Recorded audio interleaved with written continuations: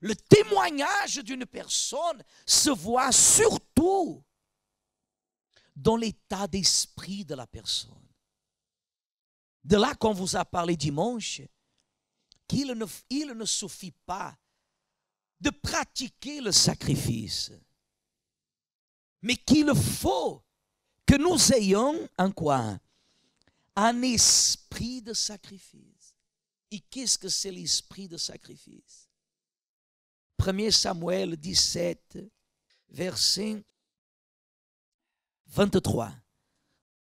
Tandis qu'il parlait avec eux, voici le Philistin de Gath, nommé comment? S'avança entre les deux armées, hors des rangs des Philistins. Il tint les mêmes discours que précédemment, et David les entendit.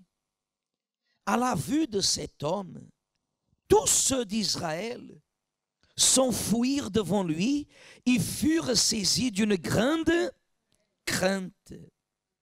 Verset 25. Chacun disait, avez-vous vu s'avancer cet homme? C'est pour jeter à Israël un défi qu'il s'est avancé. Si quelqu'un le tue, le roi le comblera de richesses. Il lui donnera sa fille et il affranchira la maison de son père en Israël. David dit aux hommes qui se trouvaient près de lui, que fera-t-on à celui qui tuera ce Philistin et qui ôtera l'opprobre de dessus Israël? Qui est donc ce Philistin? C'est un circoncis pour insulter l'armée du Dieu vivant. Le peuple, répétant les mêmes choses, lui dit, c'est ainsi que l'on fera à celui qui le tuera. Eliab, son frère aîné, le frère aîné de David, qui l'avait entendu parler à ces hommes, fut comment? Enflammé de colère contre Goliath. Mais qui était l'ennemi? Pourquoi il n'a pas été enflammé contre Goliath? Pourquoi il a été enflammé contre qui? Et il dit, pourquoi es-tu descendu? Et à qui as-tu laissé ce peu de brebis dans le désert? Je connais ton orgueil et la malice de ton cœur. C'est pour voir la bataille que tu es descendu. David répondit, qu'ai-je donc fait? Ne puis-je pas parler ainsi? Et il se détourna pour s'adresser à un autre et fit les mêmes questions. Le peuple lui répondit comme la première fois. Lorsqu'on eut entendu les paroles prononcées par David, on les répéta devant Saoul qui le fit chercher. Les paroles de David, la façon d'agir de David a fait que le roi appelle qui? Mais pourquoi son frère Eliab n'a pas été appelé? À l'église, c'est la même chose. Il y a des David et des Eliab. À l'église, il y a des David et il y a des Eliab. David avait l'expérience de guerre. Non, Eliab avait. À l'église, il y a beaucoup qui ont l'expérience de la Bible, qui connaissent la Bible de Genèse à Apocalypse, et d'autres qui ne connaissent absolument rien. David ne connaissait absolument rien. Mais la façon de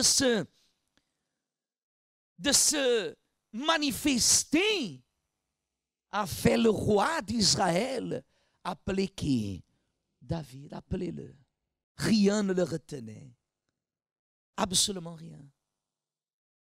Rien ne le dominait. Absolument rien. C'est l'état d'esprit. La personne, elle le fait, elle échoue, elle abandonne. Elle commence, ça n'a pas marché, elle laisse tomber. Elle est à l'église, elle fait un jeûne de Daniel, elle cherche le Saint-Esprit, elle n'a pas réussi. Ah, je ne comprends pas, je ne comprends pas. Vous ne comprenez pas. Parce qu'il manque cet esprit de quoi? De sacrifice.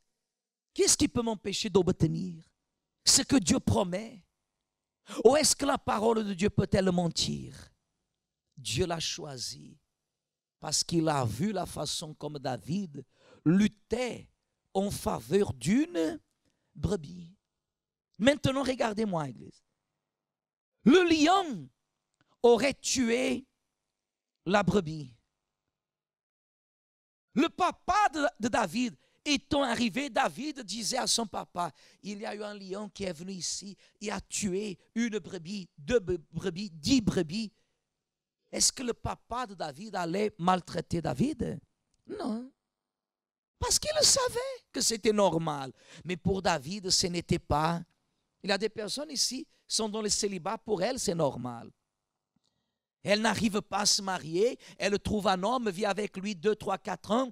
Après, elle part, il a laissé un enfant, elle cherche un autre, 2, 3, 4 ans, 5 ans. Il part, ou elle le laisse tomber, prend un autre. Pour elle, ça devient quoi?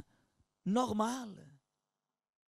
De vivre dépendant d'une aide dont elle mairie, dont tel arrondissement. Après, elle sort d'ici, elle va là-bas. Pour elle, ça devient normal. Ça fait 10, 15 ans qu'elle vit là. Elle est tombée dans un piège, dans une situation. Elle n'arrive pas à s'en sortir. C'est normal. C'est anormal, l'Église. Ça, c'est la vérité. Il y a beaucoup de personnes à l'Église qui n'ont pas un esprit de sacrifice. Parce que celui qui a un esprit de sacrifice, il attire l'attention de qui? De Dieu.